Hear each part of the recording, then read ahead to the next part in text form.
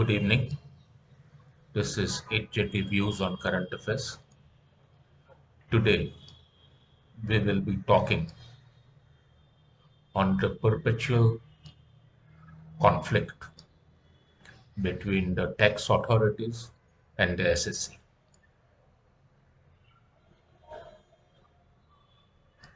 As you know, there is always a tug of war between the SSC, whether it is for direct tax or indirect tax, where the individual may be an individual in business or in partnership or maybe even a company. The sad part of it is that this conflict between the tax authorities and the SSs, instead of it coming down, is increasing. The tax authorities continue to impose laws of failure to pay tax in such a way that they almost make the SSC feel like a criminal. And this feeling of the SSC that he is treated in a very, very shabby manner,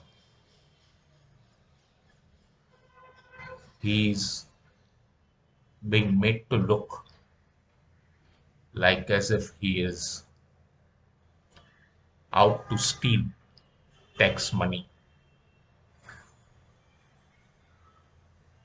He uses all the subterfuge, all the tricks, all the dancing around the law and its sections so that there is simply no middle ground of whether the tax is paid or not paid.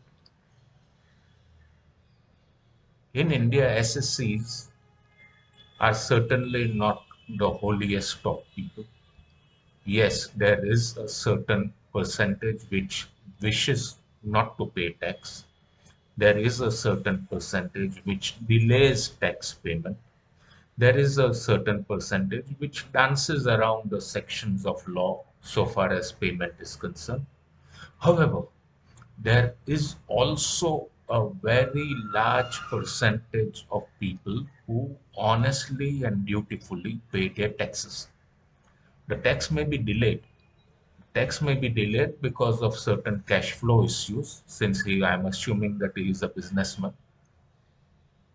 Since there would be certain cash flow issues, which will delay his tax, but the tax is paid. And as the tax is paid, it is paid with interest and maybe even penalty if that is applicable.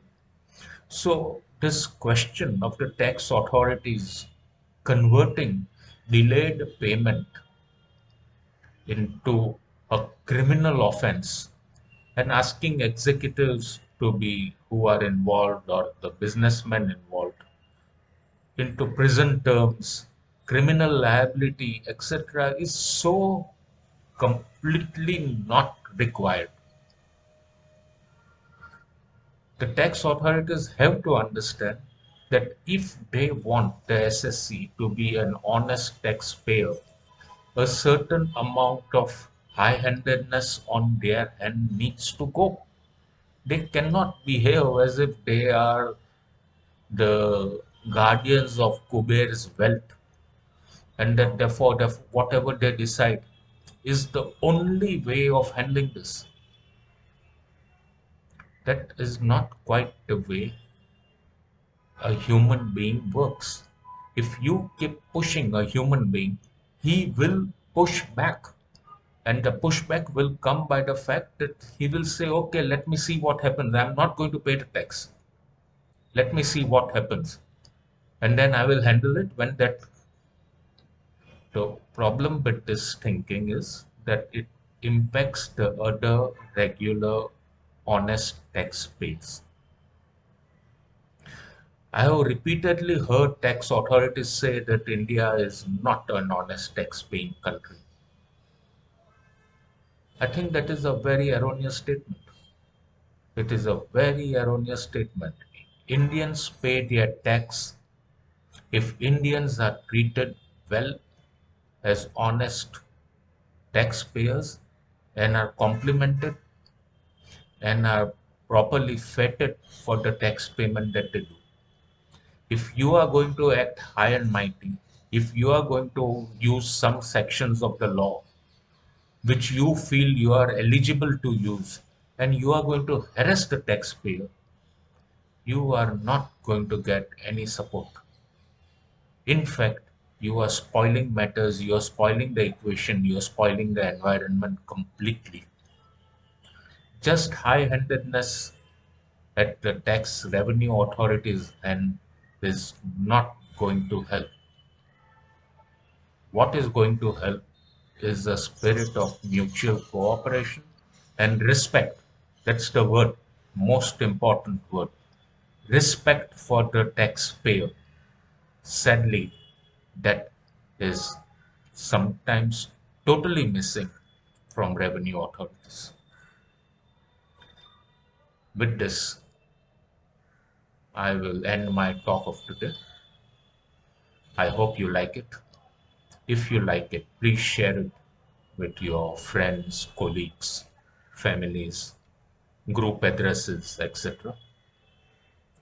Till we meet next time, have a great day.